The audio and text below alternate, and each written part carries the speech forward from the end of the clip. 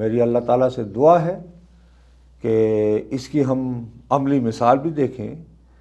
کل عزت مآب چیف جسٹس صاحب نے فرمایا کہ صاحب یہ تو کوئی طریقہ نہیں ہے کہ ہمارے خلاف کسی کی شکایت آئے اور ہم استعفے سے بس نظر انداز کرتے ہیں.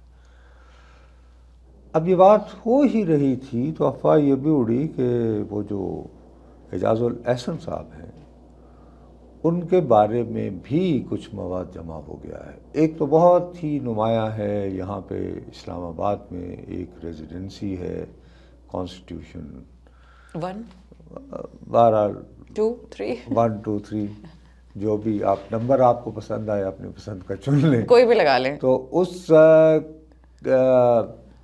یعنی کہ ایک پوش گیٹڈ کمیونٹی کی جو رہائش تھی اس کی تعمیر کرنے والی کمپنی کے یہ صاحب پہلے وکیل تھے، وہ جو ریٹینرز ہوتے ہیں. بالکل. پھر ظاہر ہے اس کے بارے میں کچھ اعتراضات وغیرہ اٹھے، مقدمہ چلتے چلتے جو ہے وہ ہائی کورٹ یعنی سپریم کورٹ میں آیا، تو انہی صاحب نے ان کی حمایت میں فیصلہ لکھ دیا.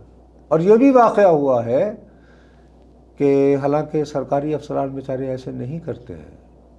مصدقہ اطلاعات کے مطابق جب یہ مقدمہ پیش ہوا تو جب انہوں نے بینچ پہ بیٹھے ہوئے دیکھا سی ڈی اے کے ایک چیئرمین نے، میں دوبارہ کہہ رہا ہوں جو بہت انہونا واقعہ ہے پاکستان جیسے ملکوں میں، تو بجائے وکیل کے ذریعے بات کرنے کے وہ افسر صاحب، ان کا نام افضل آتا ہے ان کے نام میں کہیں، تو وہ اپنے نام کے اس میں بامسمہ شاید اردو کا لفظ ہوتا ہے وہ اس طرح کا، تو وہ خود دل ملا کے اٹھے. انہوں نے کہا سر آپ تو اس پہ منصف نہیں بن سکتے، لیکن یہ بیٹھے ہیں. اور یہ وہی صاحب ہیں جو جن کے پاس یہ قوت تھی کہ وہ یہ طے کریں کہ فلاں پاکستانی صادق ہے یا نہیں، فلاں پاکستانی امین ہے یا نہیں. ایسی قوتوں کے مالک لوگ جب ان کی اپنی صداقت اور امانت کے بارے میں شکوک ہو. ایک سب سے بڑی بات جو میں بارہا کہتا ہوں، صادق اور امین کا لقب میری دانش میں صرف ایک ہستی کے لیے مختص ہے جن کا نام لیتے ہوئے میں تو گھبراتا ہوں بھائی، میں تو بار ادب کے ان کا نام بھی نہیں لیکن اب یہ ایسے ورڈز ہو گئے جو اور یہ ہم سیاست دانوں کے لیے، انسانوں کے لیے اور ایسے غلیظ انسانوں کے لیے استعمال کریں کہ یہ فیصلہ کرے صادق اور امین بھائی. ارے تم کون ہوتے ہو؟ وہ صادق اور امین کا لفظ ایک ہستی کے لیے مختص، اور کیسے، اور اس مقدس نام کو، اس لقب کو جس پہ ہم لوگ جانے دینے کے لیے تیار ہوتے ہیں وہ ہستی، آپ اسے انسانوں کے لیے استعمال کر رہے ہیں، اس پہ اپلائی کر رہے ہیں. یار ہماری دانش میں تو ان جیسا نہ کوئی ہوا نہ ہوگا، تو آپ انسانوں میں صادق اور امین ڈھونڈ رہے ہیں. یہ کیا منافقت؟ یہ منافقت انٹروڈیوس کروائی تھی جناب ضیاء الحق نے، اس کے بعد سے بڑا ڈھول مچاتے رہتے ہیں جمہوریت جمہوریت جمہوریت. یہ جمہوریت نے دیا ہمیں، اس کے بعد آئے جی پھر آپ بھگتے ہیں سزا، اور بھگتی ہے پھر ان لوگوں نے. سبحان اللہ، مجھے کوئی ہمدردی کیا نہیں. پتا آگے بھی بھگتنے کا ان کا بھائی نکالتے نا تم پہلی فرصت میں. جب 1988 میں انتخاب کہ یار یہ کیا مذاق ہے بھائی، اس وقت تو مارشل لاء تھا.